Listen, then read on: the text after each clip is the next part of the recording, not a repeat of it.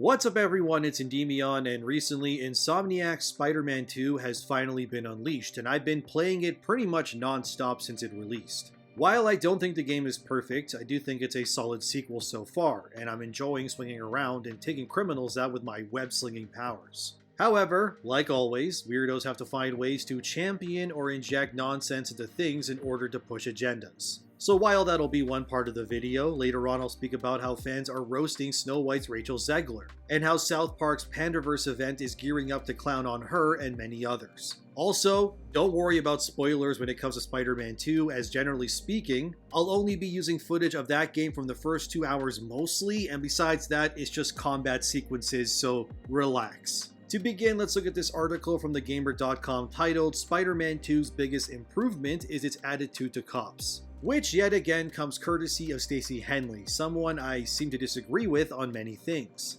as their takes have been the basis of quite a few of my videos already. Stacey says the biggest improvements to Spider-Man 2 overall is that the game largely ignores Spider-Man's relationship with the New York City police, and instead makes the character more a vigilante that takes justice into their own hands. This article is somewhat of a sequel to another moronic take from the gamer back in 2022, which was titled, "The Copaganda in Marvel's Spider-Man is a symptom of its neoliberal attitude. Spider-Cop was an uncomfortable aspect of Marvel's Spider-Man in 2018, but it has even more negative connotations today." Of course the gamer thinks this way, because it's an echo chamber. There's this very tiring narrative being pushed by pro-liberal websites, which is, well, most of them, let's be honest, that police officers are all bad guys, and that we don't need police officers in today's world because they are all racist and evil. Yet at the same time, because of this mentality, lots of cities in our very real world have severely diminished and outright rejected the idea of having strong police presences in order to, I guess, prove that society somehow doesn't need cops in order to function properly. But all this has done is severely increase the rate in which crimes have occurred, since obviously without a police force that's budgeted properly in order to meet demands,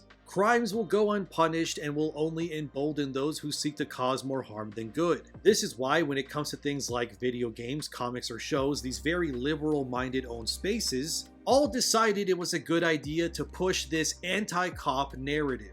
And now Spider-Man is the latest to somewhat bend to these whims in order to not spark outrage among sites like The Gamer, for example. The reason being is because in the original Spider-Man that came out in 2018, Spidey would jokingly refer to himself as Spider-Cop, which, I mean, if you think about it, all superheroes are, to some extent, cops themselves. They patrol cities, they dismantle crime, they protect the innocent. But to the woke liberal hive mind, this is now problematic because of the whole 2020 George Floyd narrative.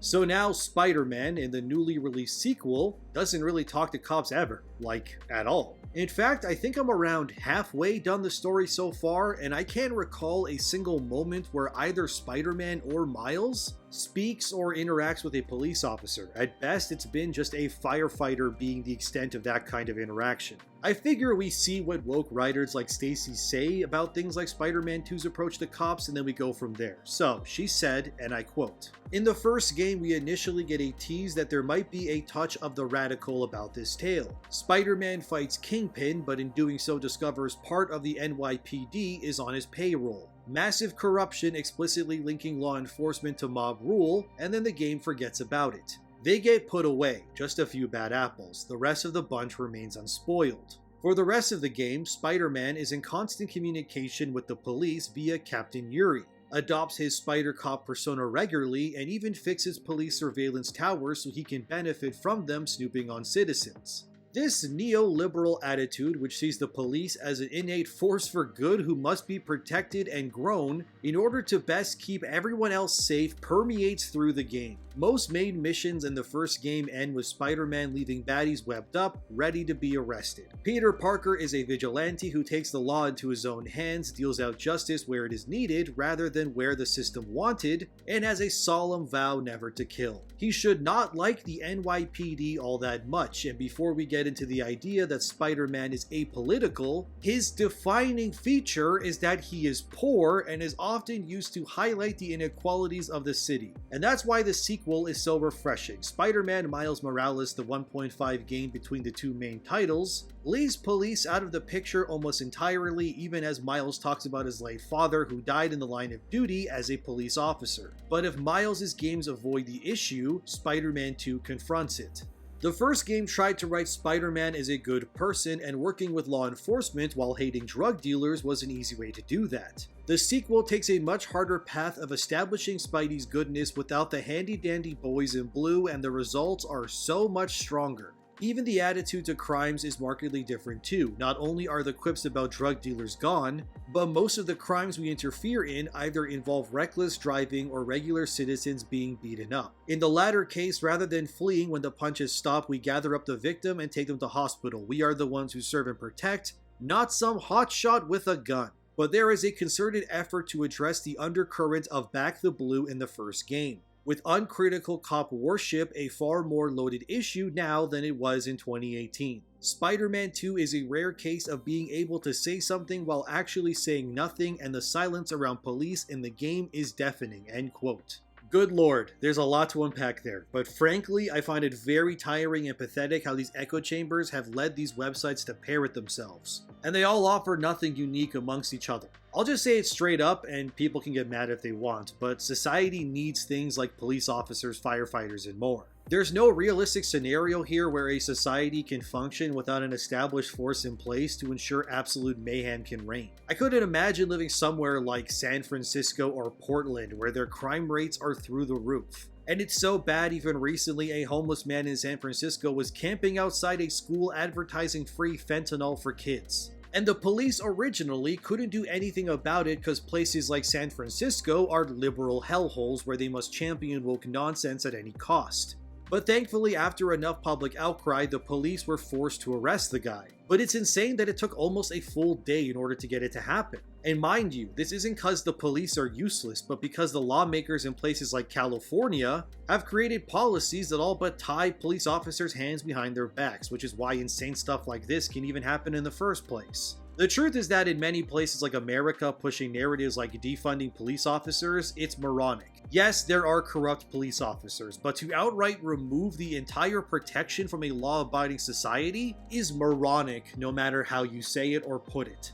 Insomniac Games has obviously heard the complaints of these liberal echo chambers, and it's led to many tired echoes of narratives that we must defund the police, otherwise they will kill us all apparently. Even though the same lawmakers and idiots who say defund the police will cry in uproar when they become the next victim of a crime. It's just so tiring. And it sucks to see video games taking stances like these. Because whether Insomniac or the gamer and so on want to admit it, Spider-Man is always going to basically be a cop in design anyway. Everything you do as Spider-Man is tied to the well-being of the public, from taking out criminals or saving people. These things are tied to the concept of superheroes, and whether these woke liberal weirdos want to admit it or not, society needs a well-funded police force. Another thing I really don't like about media today is how writers try to mold characters without defined characteristics to fit their own narratives. Stacey Henley here, who wrote this moronic article, even said herself that, and before we get into the idea that Spider-Man is apolitical, his defining feature is that he is poor, and he is often used to highlight the inequalities of the city. First off, this article is clearly written by someone who's never read a Spider-Man comic in their life. Spider-Man's defining feature is not that he's poor. His defining feature is his unwavering will amidst incredible adversity. When you think about it, Spider-Man is one of the most tragic superheroes there is. He's an incredibly powerful and resourceful superhero who also constantly gets beaten down by real life, but instead of giving in, he gets back up and he keeps going. He's also lost quite a few important people in his life in the comics due to his choices. Whether it's losing Gwen Stacy in the comics because of the Green Goblin, which was a huge defining moment for the character, or how in every iteration Uncle Ben gets clapped by a thug all because Peter chose not to stop him. The fact Stacey Henley sat there and wrote with confidence that Peter, and more importantly Spider-Man's defining feature is that he's poor, proves how places like the gamer continue to misrepresent and fail to understand their audience. Spider-Man's entire motto is with great power comes great responsibility. If Stacey Henley wrote Spider-Man, they'd change his motto to help me, I'm poor. When Peter's financial woes have always been present, but they've never defined him. Spider-Man being used by woke weirdos like Stacy like some political punching bag to push their narrative is why things like the culture war exist to begin with, because people who don't know anything about the things fans love are contorting and failing to understand why people love these characters to begin with. I've been reading Spider-Man and staring at his comic book covers since I was like 5 years old. He's my favorite superhero of all time, and he should not be reduced to fit the narratives of people who hate their readers. And distancing Spider-Man from the police force or using his name like the gamer does to push an anti-cop narrative is not only harmful, but supremely idiotic too. Insomniac doesn't necessarily disavow cops, they just remove them from the story in order to not cause any future controversies. So while I can't exactly blame Insomniac for that, it's clear it's only being done so places like The Gamer and other moronic sites like Polygon and others don't end up shitting their pants and crying that cops aren't all bad and then moan that their beliefs aren't being enforced by every single AAA studio in existence. This is why people like myself make fun of these sites so often, because they're such a homogenized echo chamber of idiots that at this point, you'd have to be an idiot if you actually took them seriously. These people hate you, and they won't stop till they've morphed and ruined everything you love to fit their own agendas. And it's doubly annoying because oftentimes the weirdos who complain about this kind of stuff don't even financially support the things they talk about anyway. Whether these weirdos want to admit it or not, Spider-Man as well as Batman and others are all inherently tied to represent the concept of public service. And whether the gamer wants to admit it or not, among those who fit under that public service umbrella, police officers absolutely deserve to be included in that group. And if the absolute state of places like California prove anything, it's that when you bend the knee to the demands of insane people, all you end up doing is ruining and endangering the lives of normal people to appease a small but very vocal group. Defunding the police is a moronic stance to take, and I would love to know who these idiots call when something bad actually happens. What, you're gonna call a social worker to de-escalate and arrest a crazy person? You know what? Go do that, record it, and let us know how that works out for you. Maybe they can bend the knee while they're at it so the insane people who are taking advantage of a restrained law force continue to steal, destroy, and just kill people.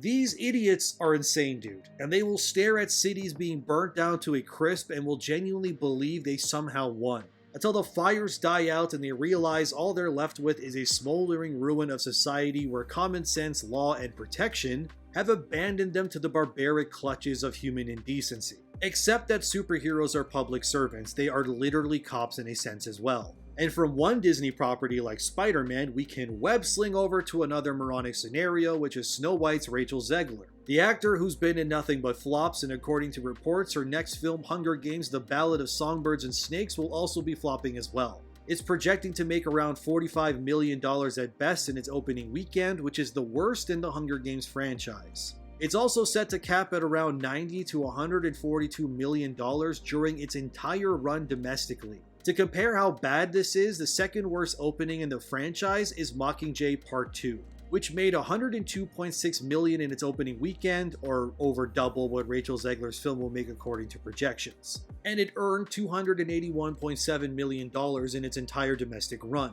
which is about double what Zegler's film is set to make in its entirety, so yeah, it's bad. And the fan interactions online have been non-stop surrounding the upcoming South Park event, which many on social media are theorizing things like Rachel Zegler's Snow White is a huge inspiration for this upcoming event. Sort of how South Park all but ruined the Harry and Meghan sensation when they tackled it. And subsequently, after they shit all over it, interest in that annoying couple fell off a cliff because people realized how stupid it was. The same thing is being theorized by social media fans online when it comes to Disney, diversity hires, and stuff like the Snow White remake. And what I love most is that you have people who are trying to white knight defend Disney and diversity nonsense from South Park. Like this one commenter who said, "Hey, I'm all for more female representation, but really?" This reply is either a really great troll or they genuinely believe this is the new status quo for South Park, which makes me worried about the brains of people online. Then you got other users like this guy saying there's nothing objectively wrong with race or gender swapping characters.